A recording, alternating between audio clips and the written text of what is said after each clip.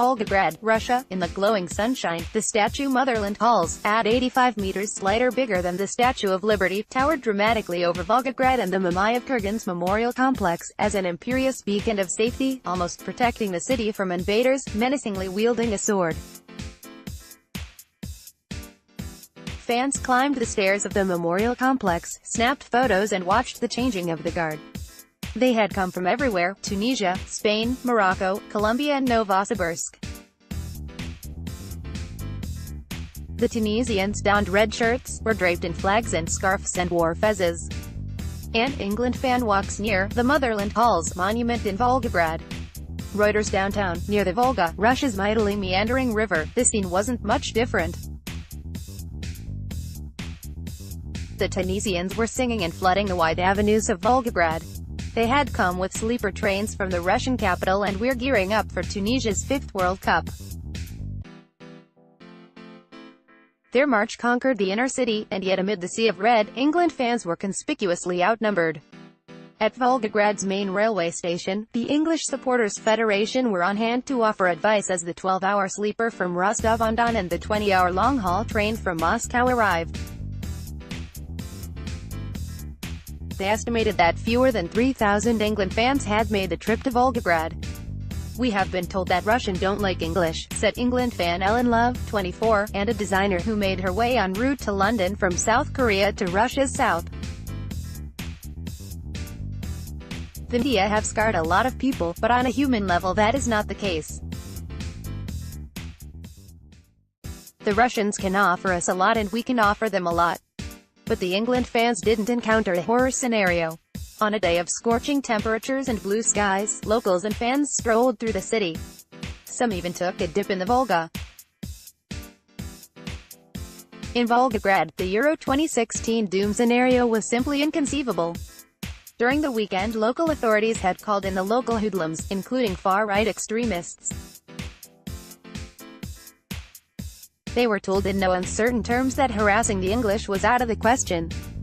Relations between Russia and England had recently soured following the attempted assassination of the Russian spy Sergei Skripal on British soil, and so English fans were deterred from making the long and arduous journey to Volgograd, a city that is closer to Tehran than Moscow. The Three Lions, or at least the one-man show in the form of Tottenham Hotspur striker Harry Kane, won their opening match against Tunisia, but the fans had a bigger souvenir to take home: the genuine Russian hospitality. "It has been lovely," said Tom, Ellen's boyfriend. "The Russians have been welcoming. We haven't had a single problem. We have shared beers and chatted.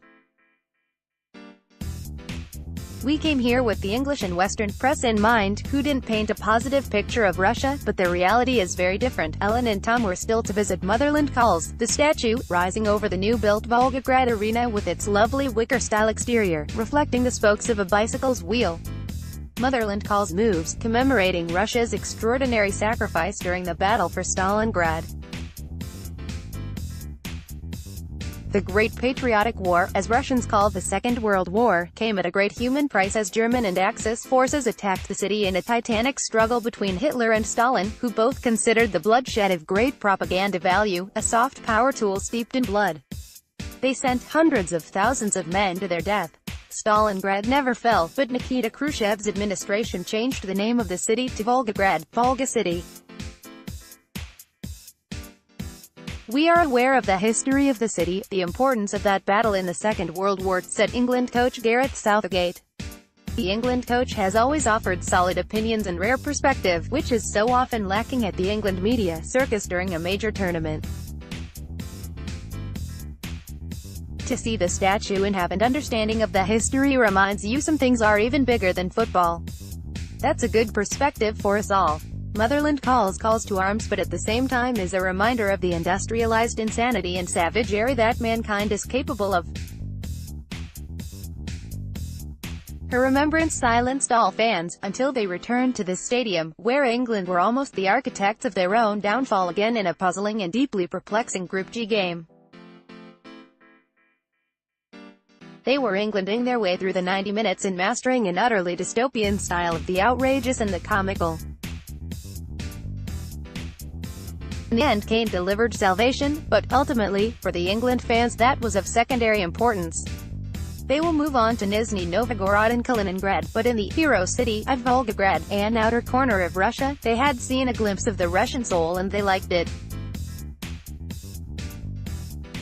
Click here for full coverage of FIFA World Cup 2018. Click here to view the full schedule of FIFA World Cup 2018. Click here to view the points table of FIFA World Cup 2018. Updated date, June 19, 2018, 9:31 a.m.